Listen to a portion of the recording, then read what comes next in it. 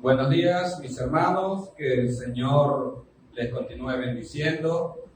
Seguimos acá con nuestra enseñanza, tiempos peligrosos. La encontramos en la carta a Timoteo, la segunda carta a Timoteo, capítulo 3, versículo 1.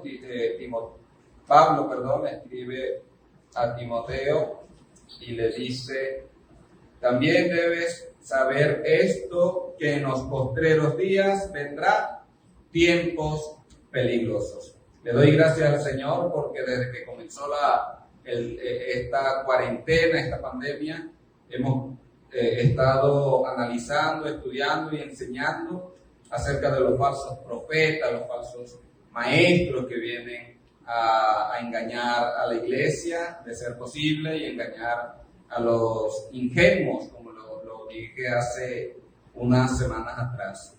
Bueno, hermanos, el día de hoy seguiremos con nuestra enseñanza, pero antes de comenzar vamos a orar.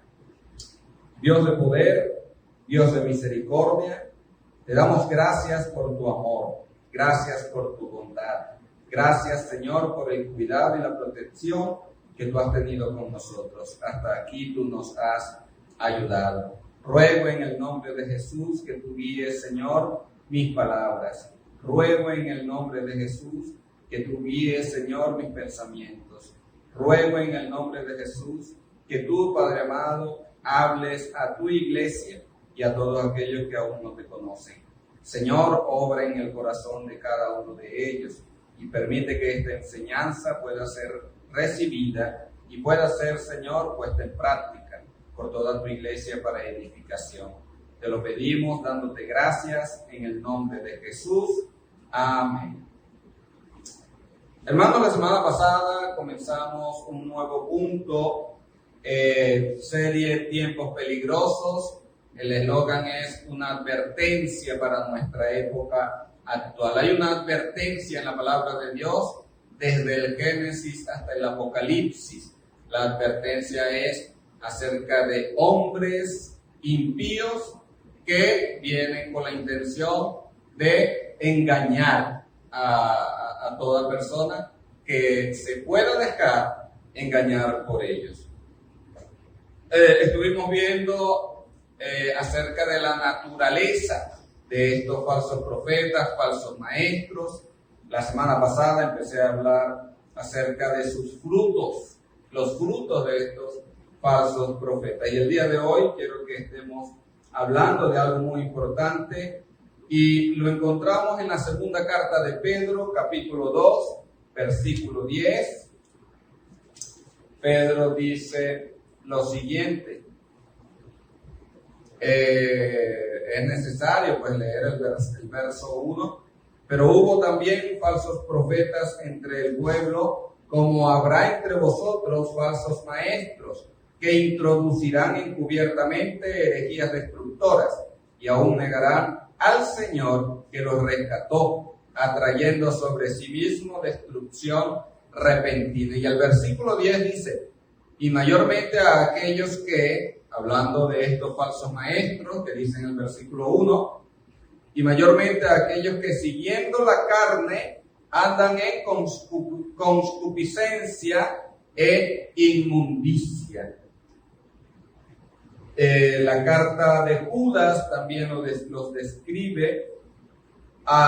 Dice aquí en la versión Reina Valera: andan en concupiscencias e inmundicia, los deseos de la carne. Es necesario conocer los frutos. No podemos llegar el día de mañana y wow, me engañaron y yo no supe, pero bueno, a mí no me dijeron cómo estar alerta ante tales personas. Bueno, es necesario conocer los frutos. Usted va a conocer el fruto del mango, de la mata de mango, cuando vea sus frutos, un mango. Pero puede ser que acá venga una persona que nunca conozca el fruto. De momento ve el fruto y wow, pero no, quizás no se lo come, no lo conoce.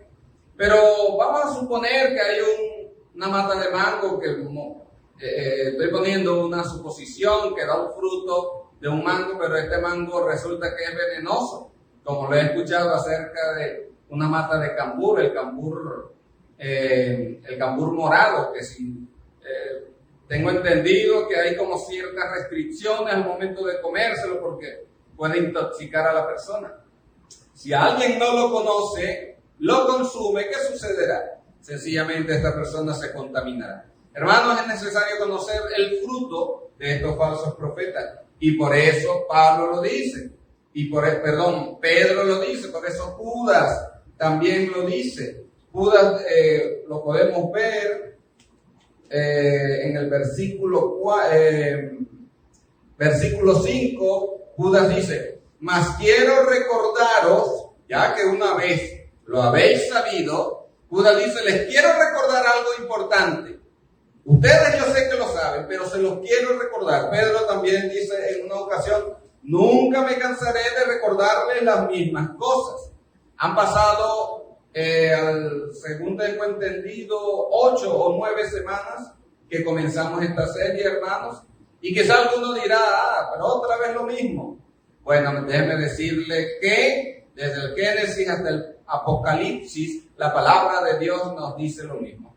Y capaz, hermanos, que estamos en la semana número 9 y aún algunos no puedan distinguir entre lo que es verdadero y lo que es falso. Entonces, si Judas dice: es necesario, se los recordaré, aunque ustedes ya lo saben, se los recordaré. Hermanos, es necesario que prestemos atención a lo que la palabra de Dios nos quiere decir al respecto. Entonces, estas personas traen tras sus frutos los deseos de la carne. Pero ¿cuáles deseos de la carne? Cuando nos vamos a la carta de Juan, la primera carta de Juan, capítulo 2, versículo 16, Juan dice que los deseos de la carne, los deseos de los ojos y la vanagloria de la vida no proviene del Padre, sino del mundo. Proviene del mundo, son parte del mundo. El hombre natural vive según los deseos de la carne.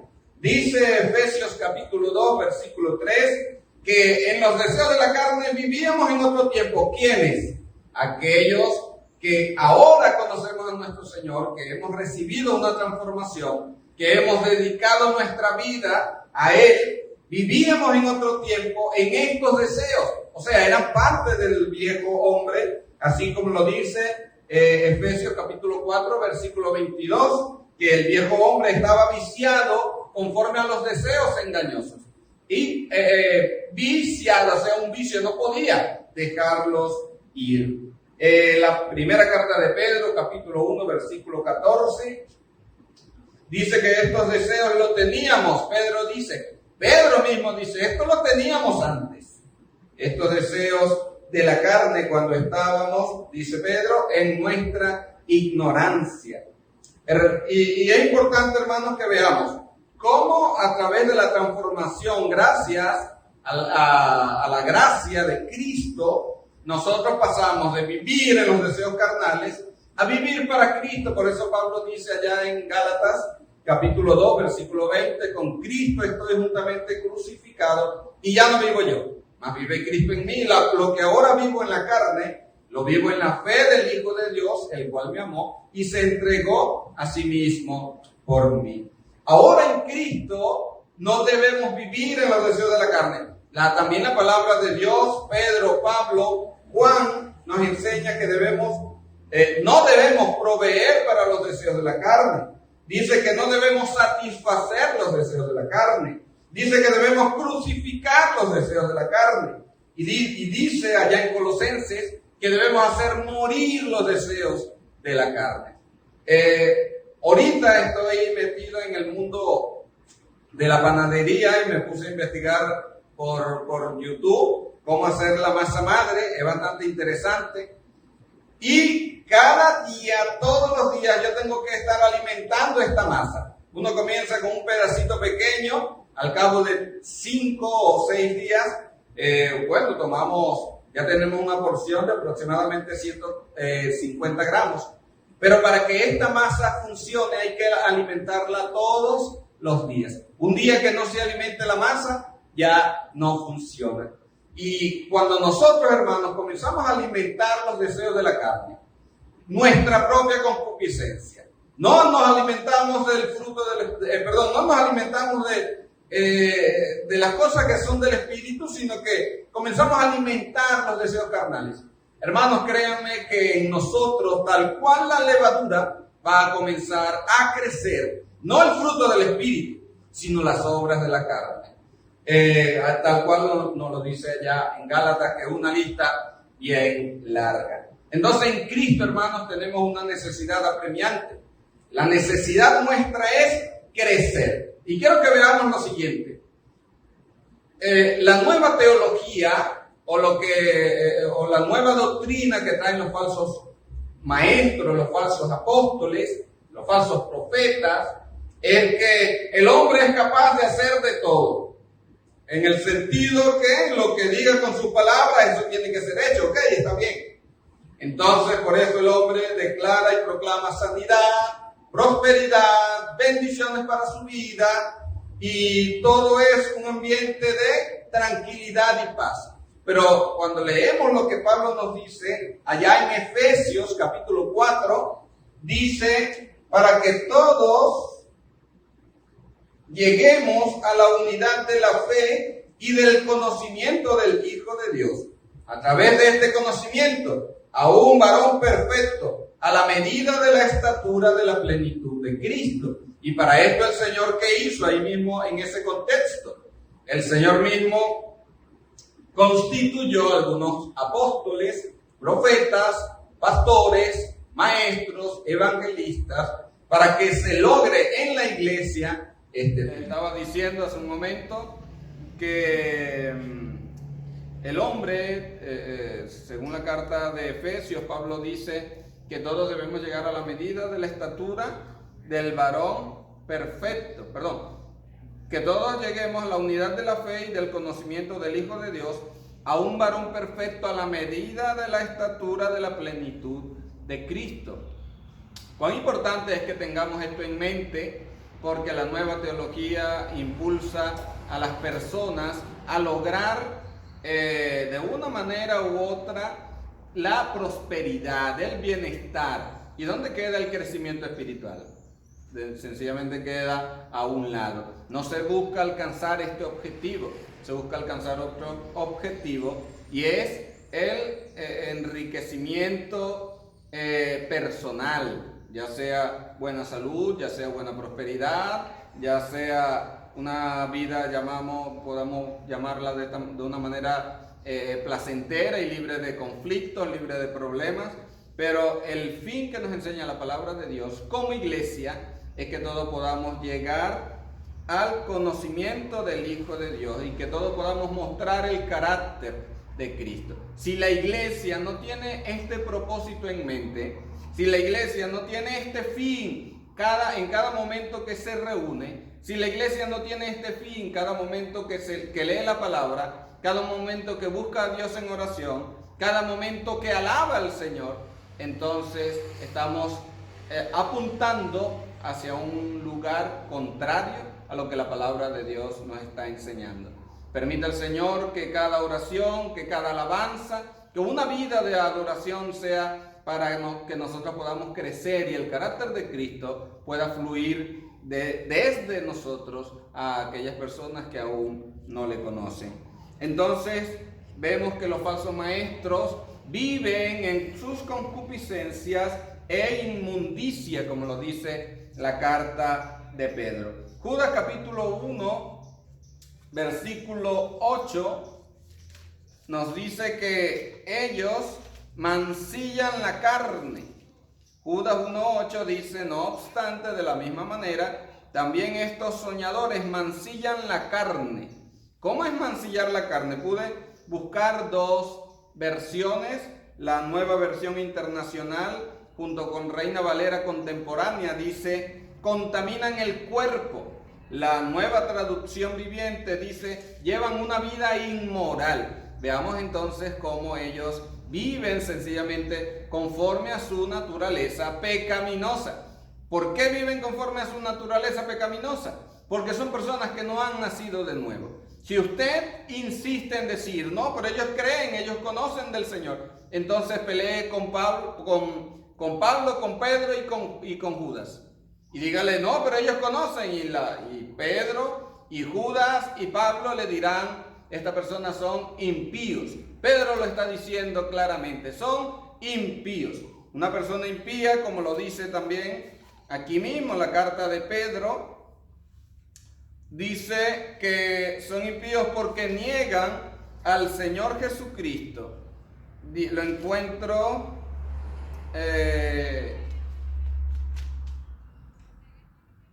aquí mismo en el versículo 1. Aún negarán al Señor que los rescató. Personas impías que niegan al Señor que los rescató. Y Judas lo dice más claramente. Judas dice que son hombres impíos.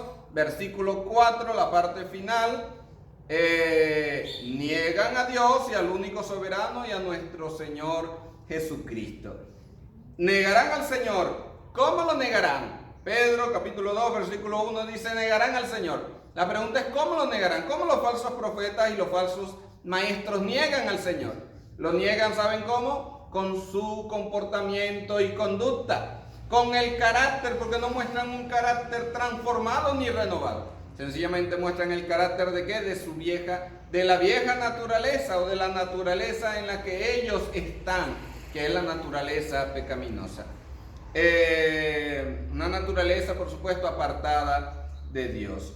Judas capítulo 1, versículo 4 dice también, niegan a Dios y al único, el único soberano y a nuestro Señor Jesucristo. ¿Cómo lo pueden negar? Bueno, lo niegan de la misma manera con sus acciones, con su comportamiento, con su carácter.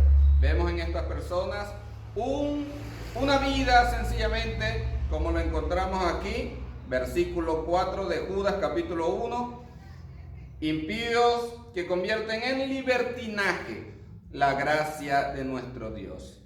Me llama mucho la atención esta palabra libertinaje. La pude también buscar en otras versiones. La versión textual dice que convierten en lascivia. Lascivia es un deseo sexual desenfrenado. La Nueva Traducción Viviente dice que convierte en la maravillosa gracia, dice, la maravillosa gracia de Dios nos permite llevar una vida inmoral. Esto es lo que estas personas dicen, según la Nueva Traducción Viviente. Y Palabra de Dios para Todos lo traduce de esta manera. Toman el generoso amor de Dios como una excusa para justificar su conducta inmoral. ¿Qué podemos encontrar entonces en este pasaje y en estas versiones? Encontramos que ellos se justifican a través de la palabra, interpretándola a su manera, viviéndola a su manera, la justifican para vivir conforme a los deseos y naturaleza pecaminosos. Como les dije hace un momento, ¿de qué nos hace tanto daño esto? Bueno, nos hace daño en que estas personas sencillamente están completamente erradas en lo que la palabra de Dios nos enseña que nosotros debemos, la manera en que nosotros debemos vivir y crecer en el Señor Jesucristo. Hermanos, en la palabra encontramos dos ejemplos contundentes de la conducta inmoral y la manera en que el Señor los juzga. Lo encontramos en las dos cartas, en la carta de Pedro y lo encontramos en la carta de Judas. Miren, Judas lo dice de la siguiente manera, versículo 6, y a los ángeles que no guardaron su dignidad, sino que abandonaron su propia morada, los ha guardado bajo oscuridad, en prisiones eternas, para el juicio del gran día, como Sodoma y Gomorra y las ciudades vecinas, las cuales de la misma manera que aquellos, habiendo fornicado e ido en pos de vicios contra naturaleza, fueron puestas por ejemplo, sufriendo el castigo del fuego eterno. Ahora vayámonos a la carta de Pedro, porque la carta de Pedro nos dice algo muy similar a lo que nos está diciendo Judas. Dice la segunda carta de Pedro, versículo 4 dice, porque si Dios no perdonó a los ángeles que entregó a prisiones de oscuridad, porque si Dios no perdonó a los ángeles que pecaron, fíjense eso, los ángeles que pecaron, sino que arrojándolos al infierno los entregó a prisiones de oscuridad para ser reservados al juicio. Y si no perdonó al mundo antiguo, sino que guardó a Noé, pregonero de justicia, con otras 7 personas, trayendo el diluvio sobre el mundo de los impíos. Y si condenó por destrucción a las ciudades de Sodoma y de Gomorra, reduciéndolas a cenizas y poniéndolas de ejemplo a los que habían de vivir impíamente, y libró al justo Lot, abrumado por la nefanda conducta de los malvados, porque este justo que moraba entre ellos afligía cada día su alma justa, viendo y oyendo los hechos inicuos de ellos. Sabe el Señor librar de tentación a los piadosos y reservar a los injustos para ser castigados en el día del juicio. Quiero que veamos, aunque Pedro establece 3 ejemplos, Judas establece Judas establece 3 ejemplos, Pedro establece también 3 ejemplos, pero hay uno de los ejemplos en que lo tiene Judas, que no lo tiene Pedro, y uno de los ejemplos da Pedro, que no lo tiene Judas también. Quiero que veamos lo siguiente, mis hermanos, que quiero rescatar solamente 2 de ejemplos de una conducta inmoral. Lo primero, Pedro dice, y si no perdonó al mundo, el 4, porque si Dios no perdonó a los ángeles que pecaron. ¿Cuáles son estos ángeles? ¿Y de qué manera pecaron? Esa es una buena pregunta que debemos hacerle. Pedro, ¿cuáles son estos ángeles? ¿Y de qué manera pecaron? Veamos que Pedro no establece nada, Pedro no dice nada. Dice que los ángeles que pecaron. Bueno, pero vámonos a un texto paralelo que está en Judas. Judas dice a los ángeles, Judas versículo 6, y a los ángeles que no guardaron su dignidad, sino que abandonaron su propia morada. Entonces ya Judas está dando luz acerca de estos ángeles, lo que hicieron. Dicen, no guardaron su dignidad y abandonaron su propia morada. Pero quiero que veamos el versículo 7, porque dice, como Sodoma y Gomorra y las ciudades vecinas, las cuales de la misma manera que aquellos, habiendo fornicado e ido en pos de vicios contra naturaleza. ¿Cuál es aquello? Nos está diciendo Judas en el versículo 7. ¿A quién se refiere Judas con aquellos? ¿Será aquellos falsos profetas? ¿Será aquellos falsos maestros? ¿O será aquellas ciudades? ¿Con qué se refiere? Bueno, miren, la versión Dios habla hoy lo dice de una manera más clara. Lo mismo que esos ángeles, también Sodoma y Gomorra y las ciudades vecinas se entregaron a la prostitución y se dejaron llevar por vicios contra naturaleza. ¿Lo ven? ¿Cuál fue el pecado que establece Pedro de estos ángeles que pecaron, que el Señor los tiene reservados para la condenación eterna, y que Judas dice que ellos no guardaron su dignidad, sino que abandonaron su propia morada? ¿Cuál fue el pecado de ellos? Bueno, lo podemos ver en el versículo 7. Se fueron a la fornicación y a los vicios contra naturaleza. Debemos pensar, pero ¿dónde nos dice la palabra de Dios esto? No lo podemos encontrar en ningún lado. Bueno, hay una referencia muy parecida en el libro de Génesis capítulo 6, versículo 1, dice lo siguiente. Aconteció que cuando comenzaron los hombres a multiplicarse sobre la faz de la tierra, y le nacieron hijas, que viendo los hijos de Dios que las hijas de los hombres eran hermosas, tomaron para sí mujeres, escogiendo entre todas. ¿Ven? El versículo 2. Y viendo los hijos de Dios. ¿Cuáles son estos hijos de Dios? Bueno, hay varias posturas. Algunos piensan que los hijos de Dios está hablando de Seth, el hijo de Abraham. el hijo de Adán. Adán tuvo a Caín, tuvo a Abel, Caín mata a Abel, y también dice la palabra que tuvo a Set. De Set vino una nueva genealogía. Pero el versículo 2 dice, viendo los hijos de Dios, algunos, como ya les dije, atribuyen estos hijos de Dios a Set. Pero cuando nosotros vemos a través de la palabra en el libro de Job, que se cree uno de los libros más antiguos que el Pentateuco, hay 3 versículos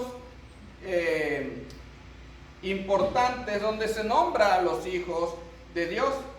Podemos buscar Job capítulo 1, versículo 6, y dice lo siguiente: un día vinieron a presentarse delante de Jehová los hijos de Dios, entre los cuales vino también Satanás. Aquí no estamos hablando de un templo, aquí no estamos hablando de una sinagoga, aquí no estamos hablando ni siquiera del tabernáculo, aquí estamos hablando de la morada celestial. Se presentaron ante él los hijos de Dios. ¿Cuáles son estos hijos de Dios? Si decimos que eran las descendencias de Set, ¿cómo pudieron llegar hasta allá? ¿Y cómo puede los hijos de Set entonces presentarse, Satanás junto con ellos?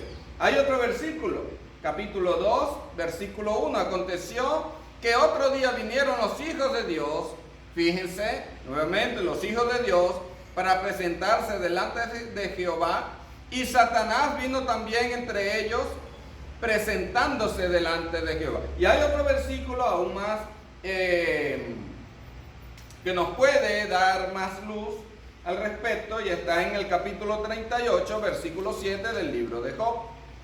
Dice: cuando alababan todas las estrellas del alba y se regocijaban todos los hijos de Dios. Es el Señor diciéndole a Job: ¿dónde estabas tú? Entonces, ¿dónde estabas tú cuando alababan todas las estrellas del alba y cuando se regocijaban todos los hijos de Dios? ¿Cuáles son estos hijos de Dios? La versión Dios habla hoy, cuando habla de los hijos de Dios, dice los ángeles de Jehová.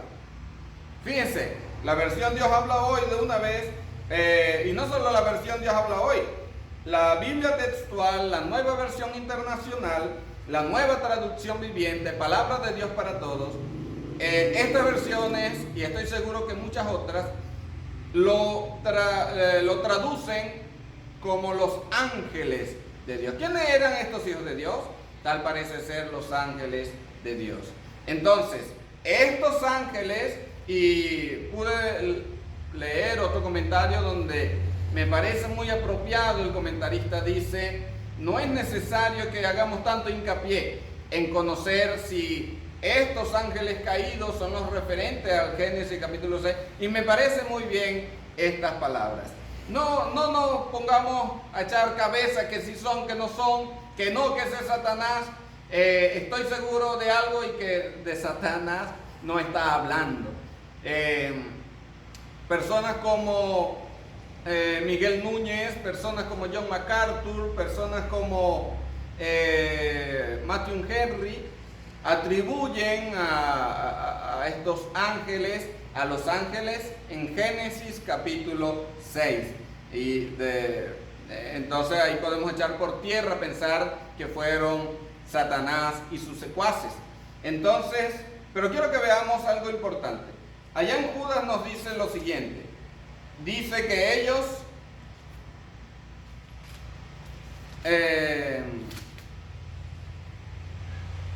no guardaron su dignidad. ¿De qué dignidad está hablando Judas? Dice, no guardaron su dignidad, sino que abandonaron su propia morada. ¿De qué morada está hablando Judas?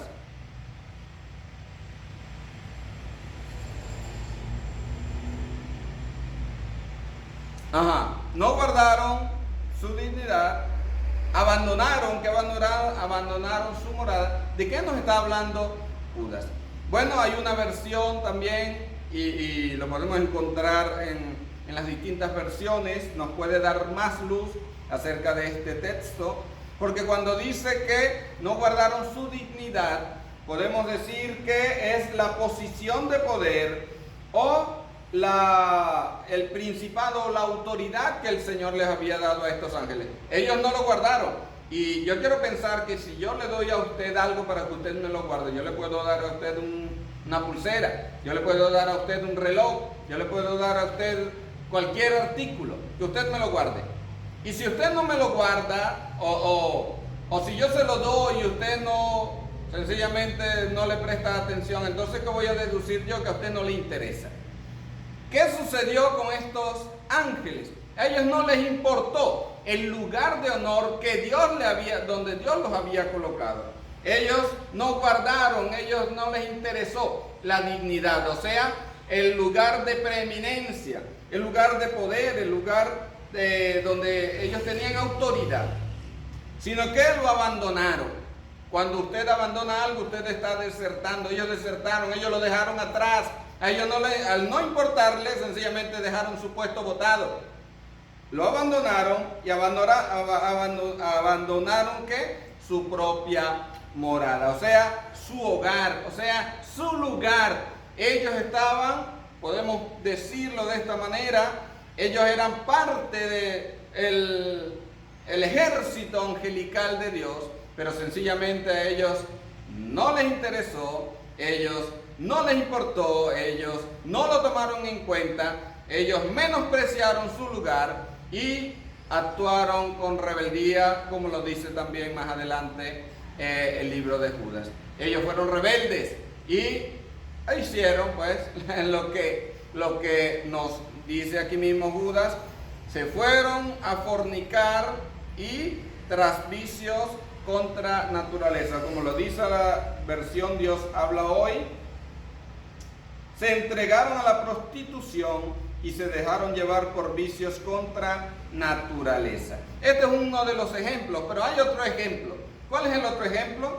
Dice Judas, como Sodoma y Gomorra y las ciudades vecinas. Como Sodoma y Gomorra y las ciudades vecinas. ¿Qué sucedió con Sodoma y Gomorra? Aquí mismo Judas nos está diciendo, de la misma manera que aquellos, habiendo fornicado e ido en pos de vicios contra naturaleza, esto fue lo que sucedió con Sodoma y Gomorra. Vayámonos entonces a Génesis capítulo 19 y veamos algo muy interesante. Génesis capítulo 19 nos enseña de qué fue lo que sucedió con Sodoma y Gomorra. Es necesario, vamos a leerlo desde el versículo 1. Llegaron pues los dos ángeles a Sodoma a la caída de la tarde, y Lot estaba sentado a la puerta de Sodoma. Y viéndolos, Lot se levantó a recibirlos y se inclinó hacia el suelo. Y dijo, ahora, mis señores, os ruego que vengáis a casa de nuestro siervo y os hospedéis y lavaréis vuestros pies. Y por la mañana os levantaréis y seguiréis vuestro camino. Y ellos respondieron, no, que en la calle nos quedaremos esta noche.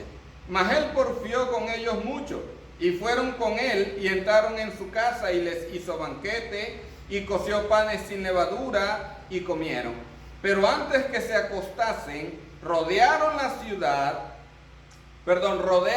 casa, los hombres de la ciudad, los varones de Sodoma, todo el pueblo junto, desde el más joven hasta el más viejo, rodearon la casa de Lot, y llamaron a Lot y le dijeron, ¿dónde están los varones que vinieron a ti esta noche? Sácalos para que los conozcamos. Bueno, están desde el más pequeño hasta el más grande. ¿Dónde están estos hombres? Sácalos para que los conozcamos. Pudiéramos pensar, ok, ellos querían hablar con estas personas, ellos querían saludarlos, ellos querían estrechar sus manos. Eso es para nosotros el conocer aquí en Venezuela. No, yo quiero conocerte, bueno, vamos a comenzar a hablar, vamos a poner una mesa, que te invito un café, un pancito. Y pudiéramos pensar de momento, no, ellos lo que querían era conocerlo, de dónde vienen, cuáles son las intenciones. Pero veamos más adelante. Entonces Lot salió a ellos a la puerta y cerró la puerta tras sí. Y les dijo: les ruego, hermanos míos, que no hagan tal maldad. Entonces era malo que ellos pudieran charlar, que ellos pudieran conversar y conocerlo. Les ruego que no hagan tal maldad. He aquí ahora yo tengo a 2 hijas que no han conocido varón. Estamos hablando de conocer. Y Lot está diciéndoles: tengo a 2 hijas que no han conocido varón. Entonces, que ellas que no habían hablado con ningún varón, ¿y con qué intención se las iba a sacar entonces? Y dice: os las sacaré fuera y haced de ellas como bien os pareciere. Solamente que a estos varones no hagáis nada, pues que vinieron a la sombra de mi tejado. Entonces, o estamos traduciendo mal la palabra conocerlos, o sencillamente es otro significado el que le da la palabra de Dios, el que le da específicamente aquí en Génesis.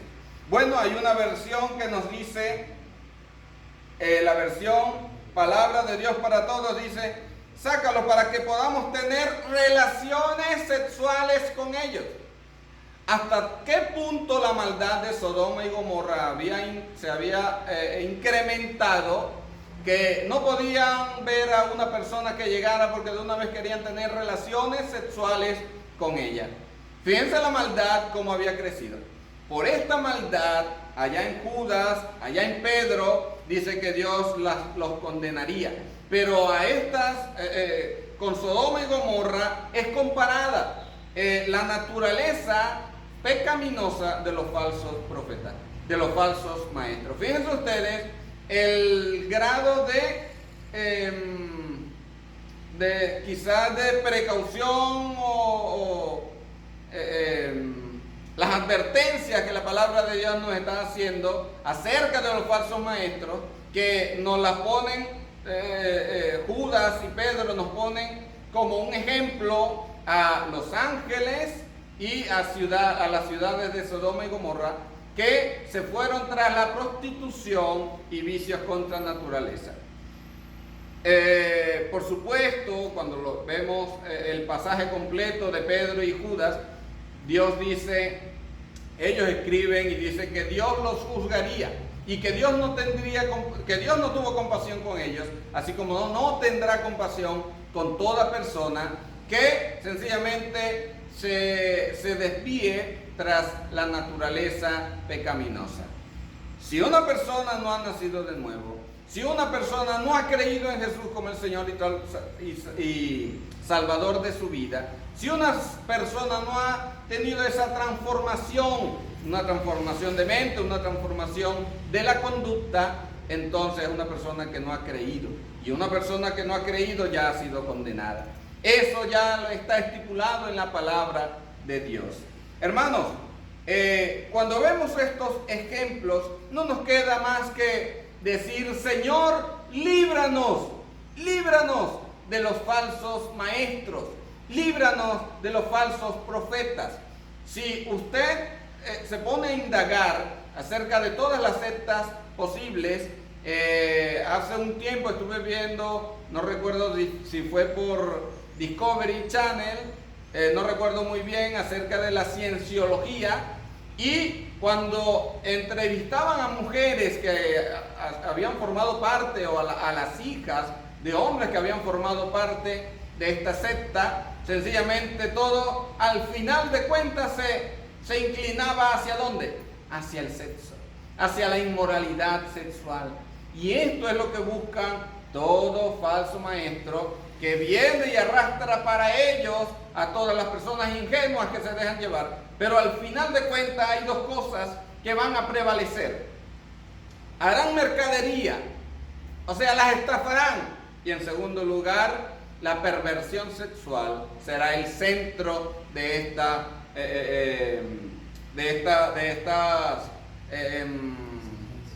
vamos a llamarlo ideas filosóficas, o ideas de hombres, o de estas falsas doctrinas. Hermanos, amigo que nos puedas estar escuchando, la palabra de Dios es esta, no es otra. Y algo importante que nos dice Pablo en Hechos capítulo 20, Pablo está saliendo de Miletos, va a viajar y él dice, versículo 28, capítulo 20, versículo 28, por tanto mirad por vosotros y por todo el rebaño en que el Espíritu Santo os ha puesto por obispo para apacentar la iglesia del Señor, la cual él ganó por su propia sangre. Porque yo sé, dice Pablo, que después de mi partida entrarán en medio de vosotros lobos rapaces que no perdonarán al rebaño. No perdonarán al rebaño y de vosotros para arrastrar tras sí a los discípulos. Pero miremos el plan de Pablo. ¿Cuál fue el plan de Pablo para que los discípulos no se fueran tras estas personas? ¿Cuál fue